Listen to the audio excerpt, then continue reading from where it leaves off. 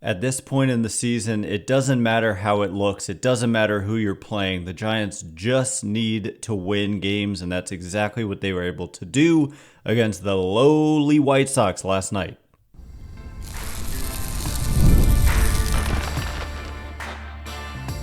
You are Locked On Giants, your daily San Francisco Giants podcast. Part of the Locked On Podcast Network, your team every day. Hello and welcome to Locked On Giants, part of the Locked On Podcast Network, where it's your team every day. My name is Ben Kaspick, and on the show we provide daily episodes Monday through Friday, talking about the San Francisco Giants in a way that's data-driven and rational, but also simple, passionate, and accessible to all. I'm a former contributor for the baseball statistics and analysis websites Beyond the Box Score and Rotographs. I've been podcasting about the Giants since 2015. I've been hosting this show for 5.5 years, and I'm a lifelong Giants fan. Thank you for making Locked On Giants your first listen every day. We're free and available wherever you get your podcasts, including YouTube, so check us out there if you have not already. And please hit that subscribe button wherever it is that you're following the show. Now through September 22nd, all FanDuel customers can bet $5 and get a 3-week free trial of NFL Sunday Ticket from YouTube and YouTube TV. Visit FanDuel.com/lockedon to get started.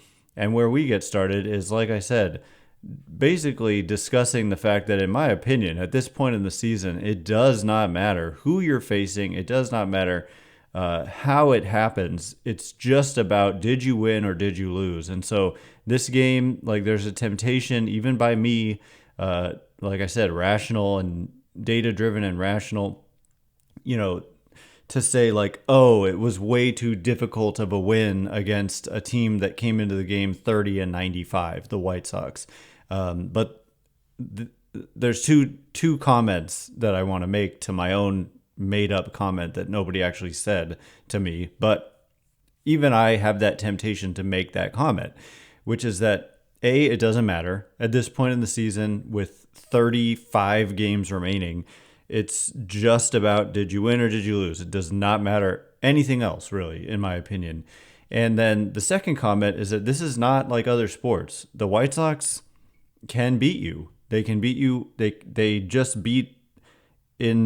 had series against the Yankees and the Astros, and they won a game in each of those series. And so, yeah, they lost the series, but they won a game. And so for the Giants, now that you've won game one, you want to get greedy here, and really you want to sweep this series because now is the moment to make a move to at least get real close, I think, to the Mets and Braves, because the Mets and Braves, we just put out our Locked On power rankings that we do every week. I have not done a great job of tweeting those out, but we do them every week. And the number 1 and number 2 teams are the Phillies and the Orioles on our power rankings. And those are the two teams that the Braves and Mets are playing right now in their respective series. And so the Braves and the Mets are the two teams the Giants need to pass to get into that third wildcard spot. And so you're playing the worst team in baseball, granted only now for 2 more games, and the two teams you need to pass are playing arguably the 2 best teams in baseball. And so it's kind of just try to sweep this series and pray for, the Braves and Mets to falter. Never rooting for injuries here, but the Braves have been ravaged by injuries, and they just had another huge one with Austin Riley potentially out for the season after getting hit by a pitch on his wrist and suffering a fracture. And I think the timeline is 6 to 8 weeks. And so that takes him out of the regular season. If he came back, it would probably be at the very end of the season. They've already lost Ronald Acuna Jr. They're without Ozzie Albies. They're without Spencer Strider. And so, again, I do not root for this to happen, but the injuries the Braves have sustained have created an opportunity for the Giants. And it might be their only chance, really. If the Braves were at full strength, they'd probably be contending with the Phillies for the top spot in the National League East. But all these injuries have piled up, and now they're playing the Phillies, who are, going through a bit of a scuffle of their own, and yet I should say they have the best record in baseball still. And so that's going to be a tough series for the Braves. The Mets, unfortunately, had a walk-off win against the Orioles, who came back late and tied the game in, I think, the 7th inning. They were down a couple runs and scored a couple in the 7th, but they were able to win. And so, yeah, it's scoreboard watching time. It is definitely scoreboard watching time. And so I'm going to tell you the matchups in those games. The Mets going with Jose Quintana. The Orioles going with Dean Kramer. It's a game where the Orioles have a pretty good shot of winning. And the Phillies going with Zach Wheeler, their ace. And Reynaldo Lopez coming off the injured list for the Braves, having a nice season. But still, I would say, looking at the Braves lineup without Acuna, without Albies, without Riley, the Phillies are going to be the favorites there, although the Phillies are the road team, but still. And, so it's definitely scoreboard watching season. I did want to check to see how long that series, the Mets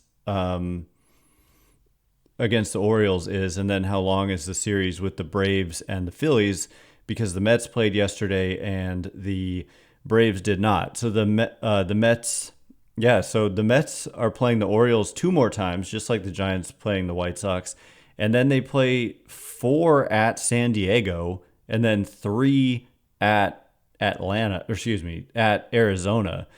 But then they do play the White Sox. And then later on, they do play the Braves and Brewers and Phillies. So it's not the easiest schedule for the Mets. And then if we look at the Braves' upcoming schedule, but the fact that they're playing the Padres and the Diamondbacks, like somebody's going to lose. And the Padres and the Diamondbacks are also ahead of the Giants in the wild card race, but they're significantly enough ahead that I'm not even mentioning them currently as teams the Giants are chasing, but they are. I mean, the Giants are 6.5 back of the Diamondbacks and 7.5 back of the Padres. So catching those teams seems very unlikely. But, so you might realistically be rooting for the Padres to win games here coming up soon, and the Diamondbacks. For the Braves, they've got a 3-game series against the Phillies, and then the Nationals come into town. So that's not great. But then they play the Twins, a good team, and then the Phillies on the road, a good team, and then home against the Rockies, Blue Jays, 1 game against the Reds. That must be a makeup game. 2 games on the road against the Nationals. Weird little schedule there. They do have a 4-game series against the Dodgers, and they play the Mets and Royals at home to finish out the season. So there's opportunity. And the Giants themselves play a lot of games, 12 more games against the D-backs and Padres, not each, but total, and 6 apiece. And so anyway, all of that to say, you also need to take care of your own business, and the Giants did by picking up a 5-3 win over the White Sox yesterday. It wasn't the prettiest. Once again, they were stagnant early in the game. They fell behind 1-0 with Kyle Harrison on the mound. It definitely could have been worse. Kyle Harrison pitched through traffic early in the game. A bases loaded, nobody out situation. Thairo Estrada, who we'll get to later, came off the injured list and made, a huge defensive play. Like, that could be the difference between winning this game and losing this game, was the double play Estrada was able to start on a bases loaded, hot shot ground ball to his left that he kind of had to dive for and then turn and pivot, throw to second and get a double play. So that was a huge play of this game. And then the Giants kind of responded with a 4 spot in the 5th, a run in the 6th. They gave up 2 in the 8th, but they were able to hold on. And like I said, it doesn't matter at this point. All that matters is, did you win or did you lose? And they won this one, and they, pretty much need to win the next 2, I would say, before the schedule gets a little bit tougher. So coming up in just a minute, we will kind of start looking towards 2025. Not that I've given up on 2024, but I've just started to think about 2025 when we've seen So many young players emerged this year. So what is that roster going to look like? Where are there going to be openings? I'm just starting to think about that as we head towards September here pretty soon. So all of that in just a minute. And before we get into it, today's episode is brought to you in part by FanDuel. You've heard us talk a lot about FanDuel, America's #1 sportsbook. Well, we have something a little different for you now. Now through September 22nd, over a month from now, all FanDuel customers can bet $5 and get a 3-week free trial of NFL Sunday Ticket from YouTube and YouTube TV. Then, with a YouTube TV base plan, you'll be able to watch every regular season Sunday afternoon out-of-market game. All you need is a Google account and a current form of payment, and you can cancel anytime. Just visit fanduel.com/lockedon to download America's #1 sportsbook. And in the meantime, you can also check out the odds on baseball like I am right now with the Giants heavy favorites against the White Sox tonight at -255 on the money line. I think I was correct in saying, I think the over-under was set at 7.5 yesterday, and I said I would take the over, and that did in fact hit. It is 7.5 again tonight with Robbie Ray going up against Davis Martin, and I'm less certain about that one, but yeah, -255 is the money line in favor of the Giants. So that's just telling of how they ought to win this game. So anyway, check out FanDuel, America's #1 sportsbook today.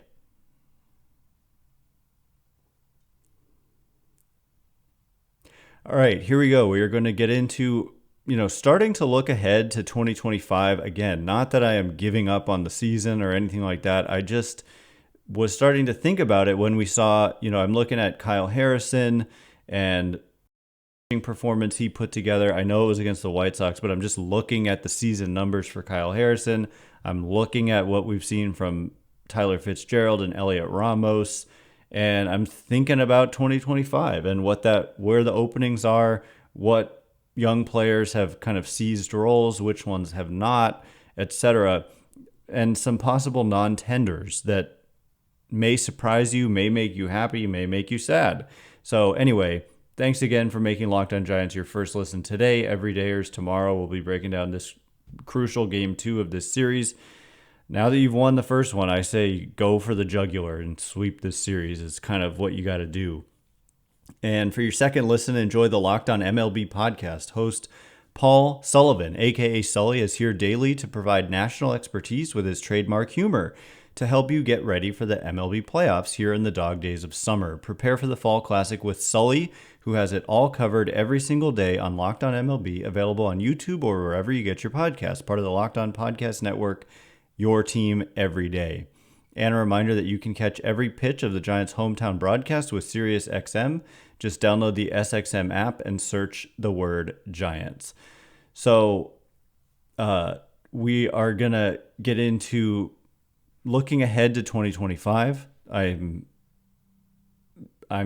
starting to think about it because we're not that far off from, no matter what happens, the offseason. Like, even if the Giants make a miraculous run just to get to the playoffs, honestly, it would take that. And then even if they had a deep run into October, which they could definitely do if they got in with their, if you had Webb and Snell, like, you don't need a 5-man rotation in the playoffs. You're typically going with 4. And in some of the series, like the wild card round, you only need 3 starting pitchers, maybe. If you win 2 games in a row to start it, you only need 2. And you can go Webb and Snell. Nobody wants to see that. No team would want to see that. And that would give the Giants as good of a shot as anybody in a short series. So regardless, even if that were to happen, we're talking about the end of October being basically when the offseason starts.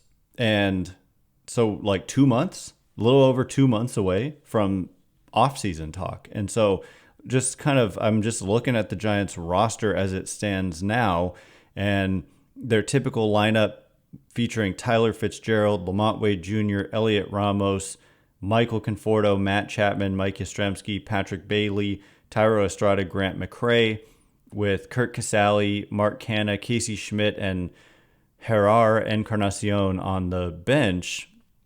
Rotation of Logan Webb, Blake Snell, Kyle Harrison, Robbie Ray, Hayden Birdsong, and then, Ryan Walker, the Rogers twins, Jordan Hicks, Camilo Duvall obviously in the mix.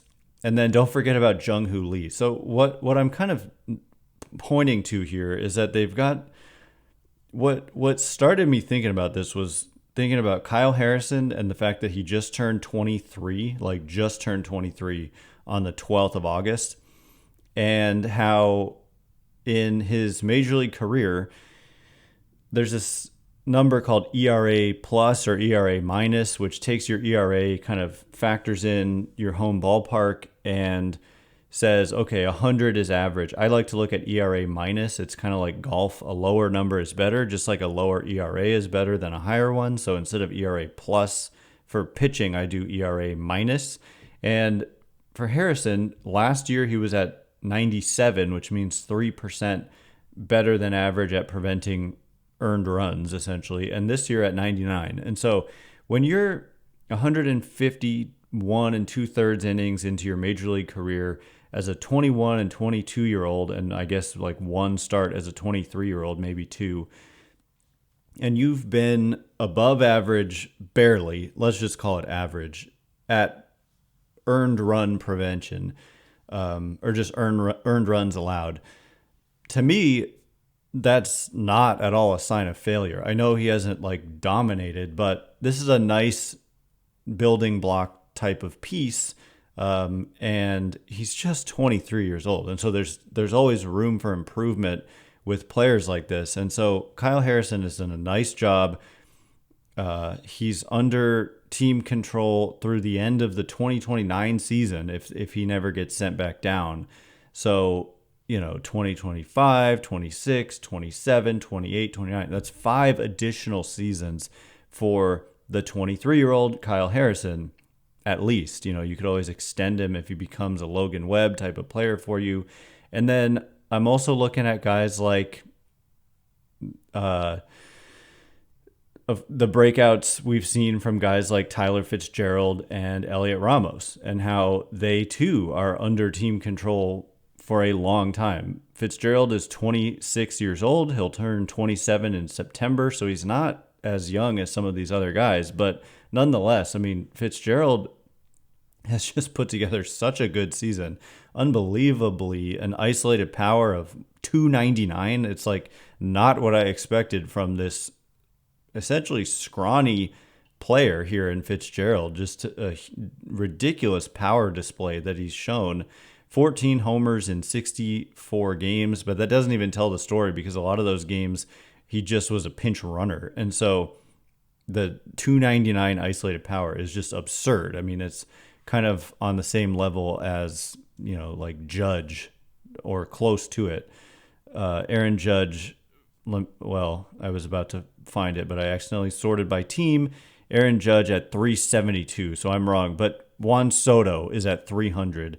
Judge is in a league of his own here, but it's on the same level as Juan Soto from a power perspective, is what Fitzgerald has done. I get it. It's a much smaller sample, but still 3.4 FanGraphs wins above replacement for Fitzgerald in 64 games. I mean, it's just crazy. If you can't just do it like this, but if you multiply that by 2, it's only 128 games. And that's like a 7-win season, which puts you in the MVP conversation if you have that type of season. Like he would, if he had 7 FanGraphs wins above replacement, he'd probably win the MVP.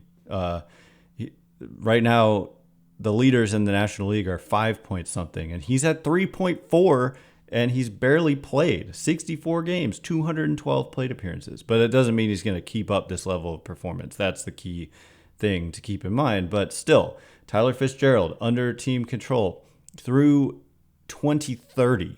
And so if he doesn't get sent back down, he could struggle. He could get sent back down, 2025, 6, 7, 8, 9, 2030, That's 6 seasons, 6 additional seasons. And so that, age 27, 28, 29, 30, 31, 32. And that's just where you want to be as a team, is to have a good young player locked up for a long time. Elliot Ramos definitely has come down to earth a little bit, but still the overall numbers are good. I think it's good to get him out of center field. That should help with, he did not do well defensively in center. Grant McCray has done well, and so there's another potential building block. And Ramos under team control through 2029. And I think he's out of options because he was optioned to start the season, and this was his last option year. And so it's a big deal that he broke through this season, and he figures, he could be the answer to finally ending that left field conundrum. He could be a guy who starts in left field for multiple years to come. He could finally be the guy who breaks the streak, but it wouldn't be this year, right? Because I don't believe he was the opening day left fielder, if memory serves at all. I don't think he did not make this roster out of spring training. Yeah, he debuted in May 8th. So anyway, and then don't forget, so these guys are young. Elliot Ramos is 24. Tyler Fitzgerald, like I said, 26. Kyle Harrison, just turned 23. And Patrick Bailey, I know that he's really fallen off offensively, but he's just 25 and doesn't turn 26 until the end of May. And you've also got, complementary players like Tyro Estrada, who's 28. Grant McCray, making a little name for himself right now, is just 23, turns 24 in December. And then, one guy I don't want us to forget about. First of all, Encarnacion is doing a nice job, and he's just 26. Casey Schmidt, 25. Logan Webb is just 27. Birdsong, 22. Going to turn 23 this month. And one guy I don't want us to forget about before I get to him, Jordan Hicks, signed a 4-year deal, no opt-outs. He is only 27, which is very young for a player to have reached free agency and already in, almost an entire year through his first free agent year with San Francisco. But let's not forget about Jung Hoo Lee either, who is just 20. Happy birthday, Jung Hoo Lee. His birthday is today. He turns 26 years old today on August 20th. So this guy is signed through 2027, and then he has an opt-out for the next 2 seasons, but 2025, 26, and 27. So 3 guaranteed years for Jung Hoo Lee, who will play pretty much all of next year at age 26. So 26, 27, and 28 are all under team control. And so I see a lot of young talent, like guys in their 20s, who are figuring to be real contributors moving forward with at least 3 and often 5, 6 years of team control remaining. And so that's a good thing. It's a good position to be in, and you can head into free agency no matter how this season goes. You do have to, there's a lot of, question marks like opt-outs, Blake Snell, Matt Chapman. There's Robbie Ray has an opt-out, and then there's some tender, non-tender decisions with some key players that we'll discuss momentarily. But then you can pivot based on what happens there, and all these other young players, like I mentioned, Fitzgerald, Webb is locked up, Harrison, Elliot Ramos, Jung Hoo Lee, Grant McCray, on and on. Like, there's a lot of young talent here all of a sudden for a team that was like old and lacking in kind of youth for such a long time. Suddenly it's a different story right now. And so anyway, we'll get to these like tender, non-tender decisions and the opt-out situations that are looming, free agents, like pure free agents and all that. And also a couple of injury updates. Like I mentioned, Estrada is back and Bailey was scratched from the lineup. We'll get into it in just a minute, and before we do, today's episode is brought to you in part by our good friends at PrizePicks. PrizePicks is America's #1 daily fantasy sports app with over 5 million active members, yours truly included. PrizePicks is the easiest and most exciting way to play daily fantasy sports. Unlike other apps, on PrizePicks, it's just you against the numbers. All you do is pick more or less on 2 to 6 players' stat projections and watch the winnings roll in. Sign up today and get $50 instantly when you play $5. You don't even need to win to receive the $50 bonus. It is guaranteed. PrizePicks is available in more than 30 states across the country, including California. I'm playing today. I've already locked in my entries.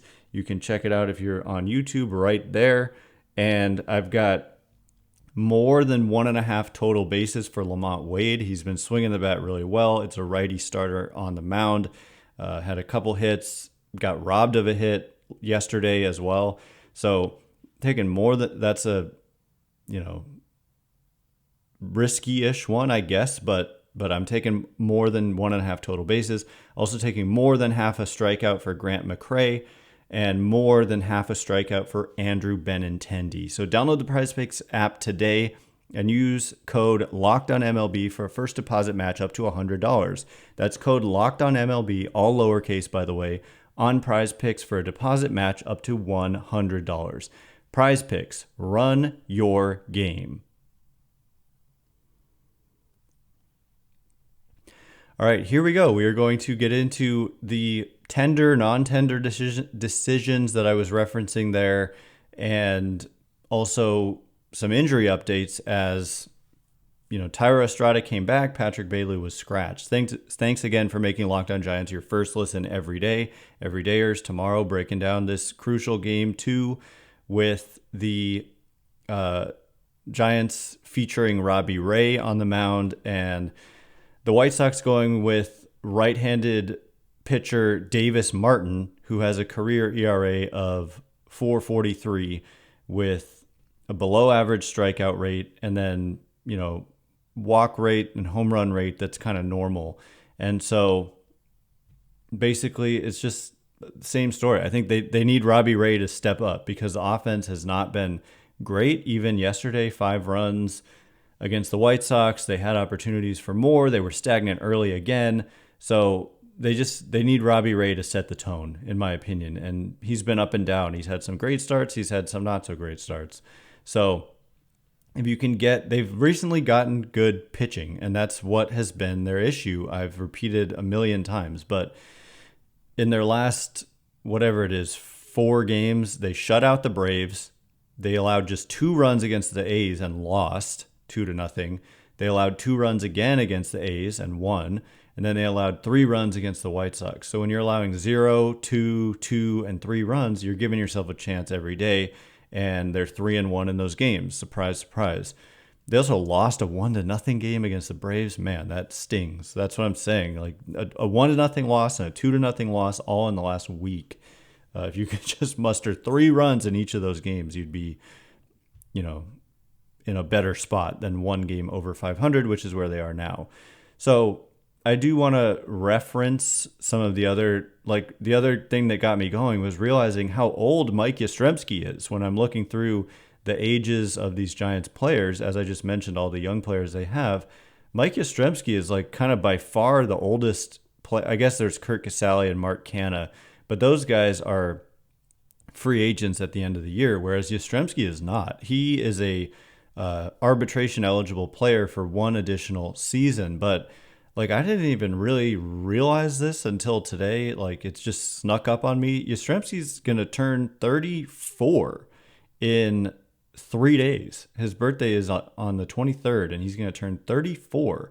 And so next year, he will turn 35 during the season. It's just hard to believe. When they called him up in 2019, he was a 28-year-old, and now he's going on 34. And so all of a sudden, Yastrzemski has spent 6 seasons with the Giants and amassed, 2,500 plate appearances. So that happened fast, and it's been a good career for him, given that he waited so long to get a major league opportunity. But he is a potential non-tender candidate, given that it's just been another season where it's kind of mediocre not at best, but just generally mediocre. The FanGraphs assigns the value of what Yastrzemski has provided this year at about $9 million. He's making just $7.9 million in arbitration, so probably not a non-tender candidate, but definitely a guy.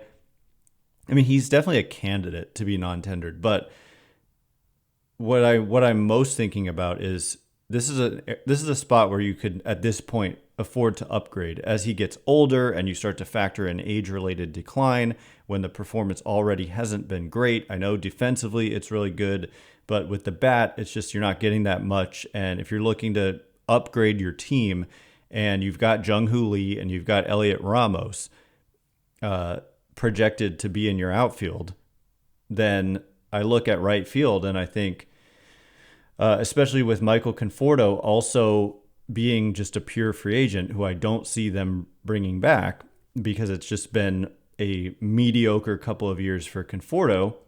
So it's the outfield, one corner outfield spot. I could see them for sure looking to upgrade, and Yaz could potentially be the odd man out there.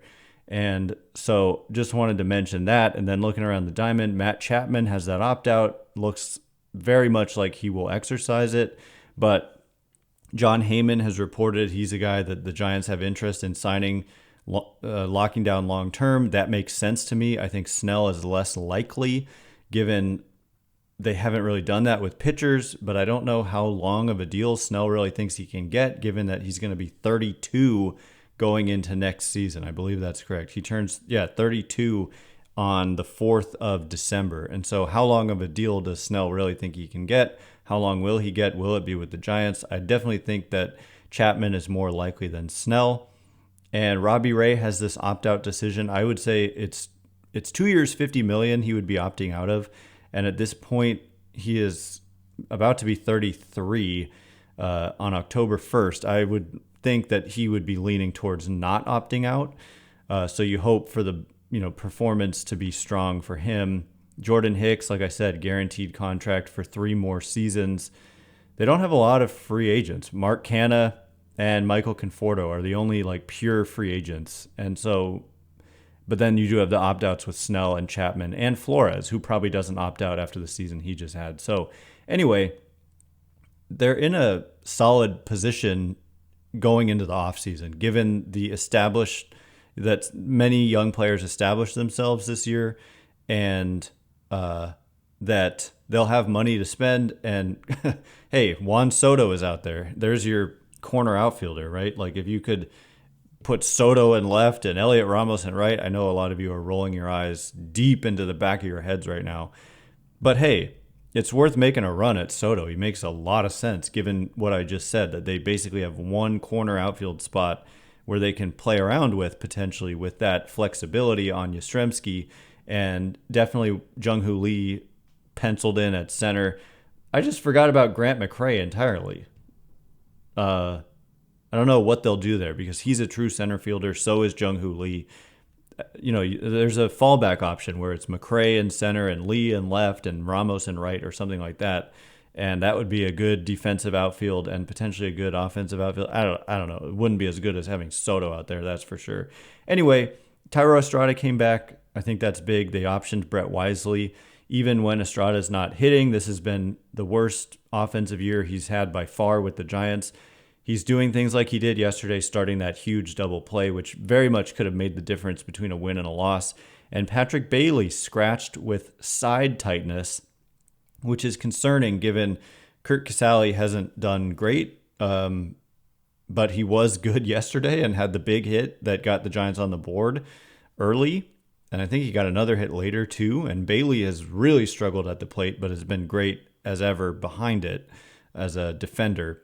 But, they may have to call up Blake Sable if Bailey needs to go on the injured list. And then you're looking at a much deteriorated catcher position without Bailey. So hopefully he's okay, and we'll provide an update on that tomorrow. Thanks again for making Locked On Giants your first listen. For your second listen, check out the Locked On MLB podcast. Prepare for the Fall Classic with Sully, who has it all covered every single day. You can find the link to Locked On MLB in the description so you don't need to search. Part of the Locked On Podcast Network, your team every day. Once again, my name is Ben Kaspick. Check me out on X at Ben Kaspick, Kaspick. If you like this show, please consider rating it or leaving a review. It helps me out a lot, so thanks in advance. And thank you to everyone who's done so already. Can't wait to be with you again tomorrow. Thanks again for listening. You are now Locked On Giants.